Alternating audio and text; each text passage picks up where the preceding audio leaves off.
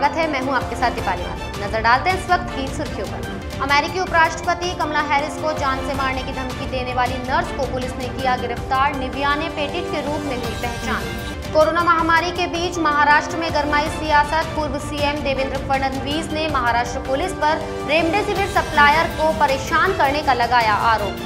प्रदेश में कोरोना संक्रमण की रफ्तार को रोकने के लिए गहलोत सरकार ले सकती है बड़े फैसले। वहीं दूसरे दिन भी वीकेंड कर्फ्यू का दिखा साफ असर।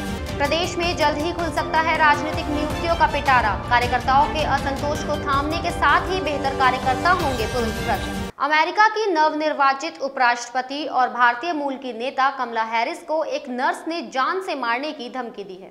अमेरिकी पुलिस ने मामले में तुरंत कार्रवाई करते हुए आरोपित नर्स को गिरफ्तार कर लिया है। अमेरिकी इंटेलिजेंस सर्विस के अनुसार नर्स की पहचान 39 वर्षीय निवियाने पेटिट फेल्प्स के रूप में की गई है। आरोपी नर्स ने अपने धमकी भरे शब्दों में कहा, मैं बंदूक से मारने जा रही हूं, तुम मरने जा रही हो। निवियाने को अमेरिकी खुफिया सेवा की जांच के बाद फ्लोरिडा से पकड़ा गया। आरोपी के खिलाफ जो मामला दर्ज किया गया उसके अनुसार फेल्प्स ने 13 फरवरी से 18 फरवरी के बीच जानबूझकर उपराष्ट्रपति को जान से मारने और शारीरिक नुकसान पहुंचाने की धमकी दी थी। वह जैक्सन हेल्थ सिस्टम से जुड़ी है। आरोपों के अनुसार उसने जेल में बंद अपने पति को वीडियो भेजकर अमेरिकी राष्ट्रपति जो बाइडेन और उपराष्ट्रपति कमला हैरिस के खिलाफ नफरत भरे शब्दों का इस्तेमाल किया था। दुनिया भर में तेजी से बढ़ रहे कोरोना संक्रमण के मामलों को लेकर विश्व स्वास्थ्य संगठन ने चिंता जाहिर की है। संगठन के प्रमुख टेड्रोस अदनॉम घेब्रेसस ने कहा कि वैश्विक स्तर पर कोरोना के बढ़ते नए मामले चिंता बढ़ा रहे हैं। पिछले 2 माह के दौरान नए मामलों की साप्ताहिक वृद्धि दर तकरीबन दोगुनी हो गई है। बीते सप्ताह दुनिया भर में 45 लाख से ज्यादा नए मामले पाए गए। घेब्रेसस ने कहा कि संक्रमण की दर बढ़ती जा रही है।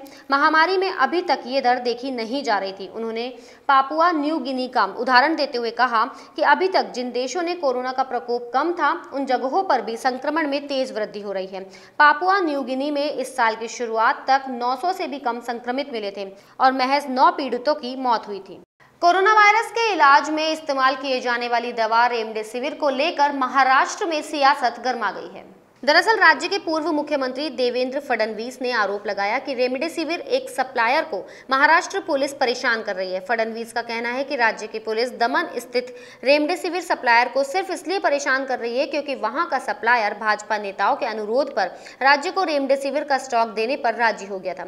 हालांकि महाराष्ट्र पुलिस ने इन आरोपों से पल्ला झाड़ दिया है। पुलिस का कहना है कि दवा की कालाबाजारी न हो इसलिए वह बस स्टॉक की जाँच के लिए निकले थे। फडणवीस ने कहा, 4 दिन पहले हमने ब्रुक फार्मा से महाराष्ट्र में रेमडेसिविर इंजेक्शन के स्टॉक की आपूर्ति करने का अनुरोध किया था। उन्होंने कहा कि वह अनुमति नहीं दे सकते थे। मैंने केंद्रीय मंत्री मनसुख मंडाविया से बात की और खाद्य एवं औषधि प्रशासन से रेमडेसिविर सप्लाई के लिए अनुमति ली, जिसके बाद शनिवार की रात पुलिस ने उसे गिरफ्तार कर लिया। मुख्यमंत्री अशोक गहलोत प्रदेश में तेजी से पैर पसार रहे कोरोना संक्रमण की स्थिति की लगातार समीक्षा कर रहे हैं। इसी के मद्देनजर मुख्यमंत्री गहलोत ने आज शाम 5 बजे होने वाली कोरोना की समीक्षा बैठक को फिर से आम जनता के लिए ओपन रखने का फैसला किया है। प्रदेश में लगातार बिगड़ती कोरोना संक्रमण की स्थितियों को देखते हुए माना जा रहा है कि सरकार प्रदेश में सख्ती और बढ़ा सकती है। कहा जा रहा है कि सरकार ज्यादा संक्रमण वाले जिलों में मिनी लॉकडाउन का ऐलान कर सकती है। दूसरी ओर सरकार कोरोना के माकूल इंतजाम करने में भी लगी हुई है। उधर मुख्यमंत्री ने आमजन को एक और बड़ी राहत दी है। सरकार ने निजी लैब और अस्पतालों में कोरोना के लिए RT-PCR जांच की दर घटाकर 350 रुपए करने के निर्देश जारी किए हैं, जो कि देश में अभी तक की सबसे कम दर होगी।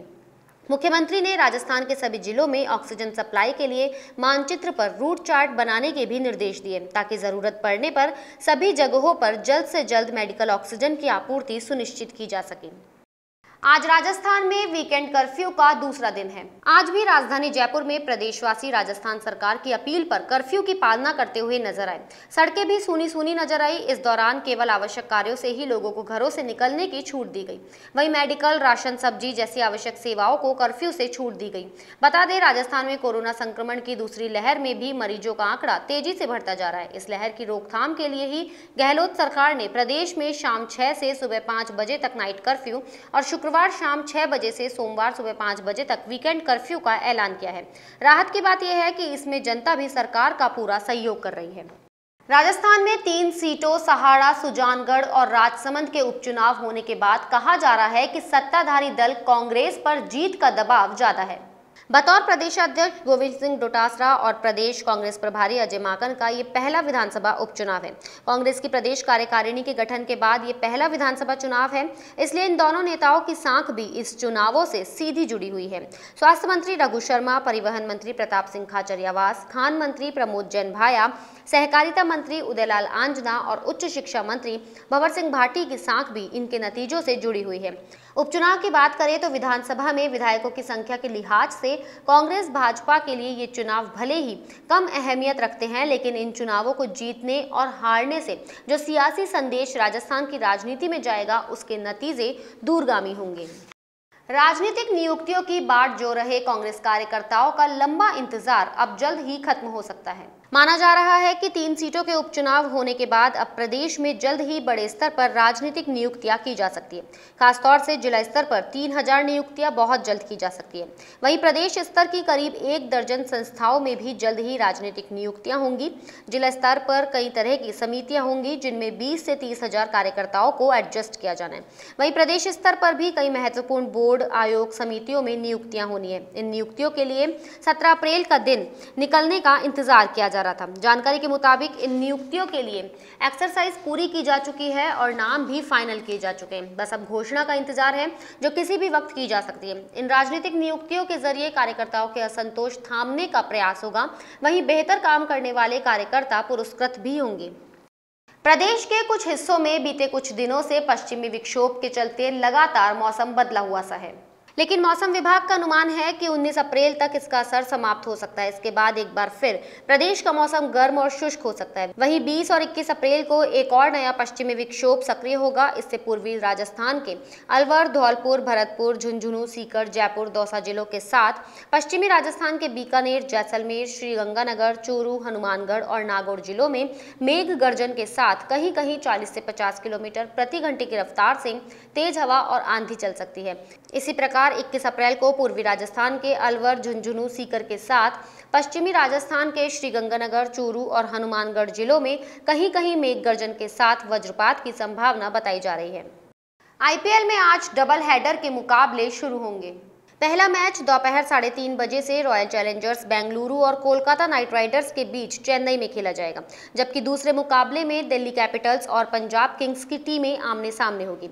विराट कोहली की कप्तानी वाली टीम आज का मुकाबला जीतकर केकेआर जहां फिर से जीत की पटरी पर लौटना चाहेगी, वहीं 5 बार की चैंपियंस मुंबई इंडियंस और हैदराबाद सनराइजर्स को हराने के बाद आरसीबी में काफी जोश है। वो आज का मुकाबला जीतकर भी इस जोश को बरकरार रखना चाहेगी। वहीं दिल्ली और पंजाब दोनों ही टीमें आज जीत की तलाश में मैदान में उतरेंगी। इस बुलेटिन में फिलहाल इतना ही। अगर आपको हमारा वीडियो पसंद आया हो तो हमारे चैनल को लाइक, शेयर और सब्सक्राइब जरूर करें।